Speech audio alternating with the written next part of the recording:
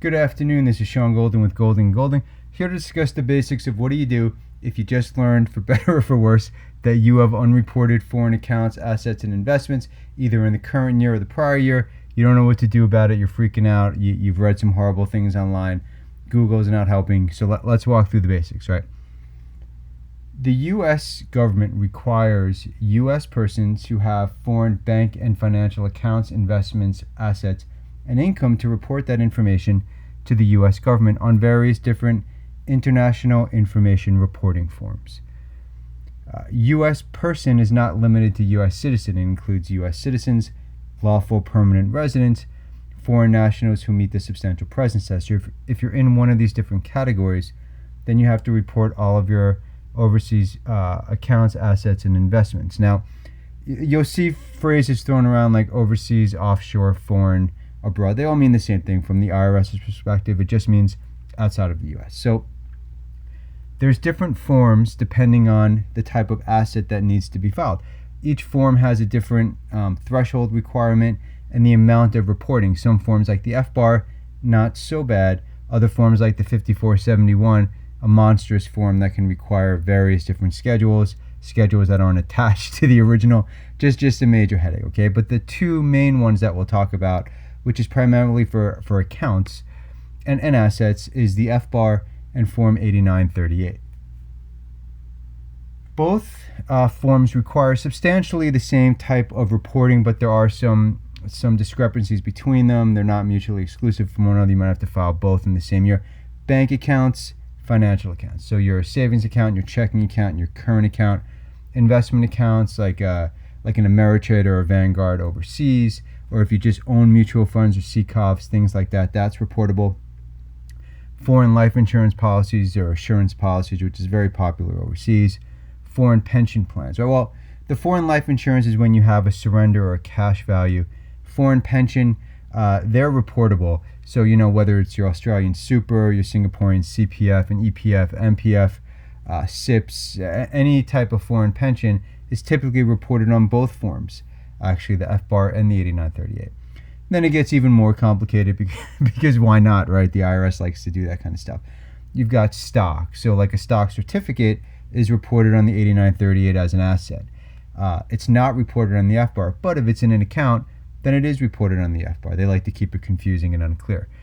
Things like cryptocurrency, not written in stone yet, but there's a FinCEN 2020-2 notice that basically says, hey, sooner or later, all you guys and gals are going to have to report your cryptocurrency the same way that you report currency on the FBAR.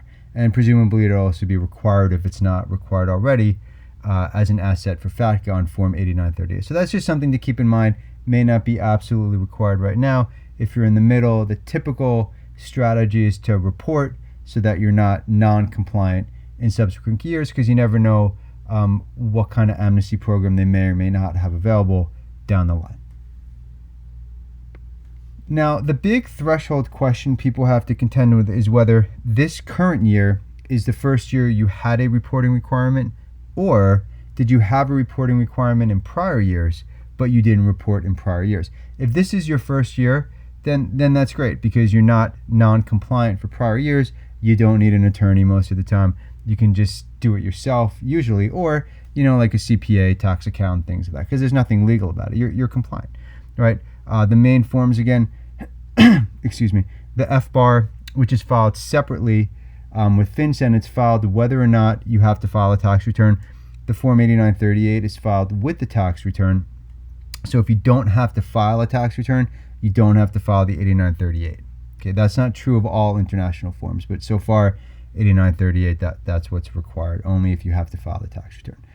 Technically, they're both due in April, but if you want to extend the 8938, you have to file a regular extension form for your tax return, not the 7004, which is a little more technical extension. You just do the 4868. The FBAR is right now, at least, but this can change. But it's currently on something called automatic extension, which means there's nothing you have to do. You get to October. If this isn't the first year that you're supposed to file, then you want to be careful just going off and filing in the current year, and what's called filing forward, or going back and filing a whole gang of forms for prior years through one of the amnesty programs, because that's considered a quiet disclosure. here at Golding, we stay as far as humanly away as we can from fear-mongering, but something to keep in mind, the IRS does enforce required disclosures. If they find it, chances are the penalties are going to be bumped up significantly. You may find yourself in an eggshell or reverse eggshell audit. You might find yourself on the receiving end of a special agent investigation, but normally not. It's just the penalties will jump up extensively.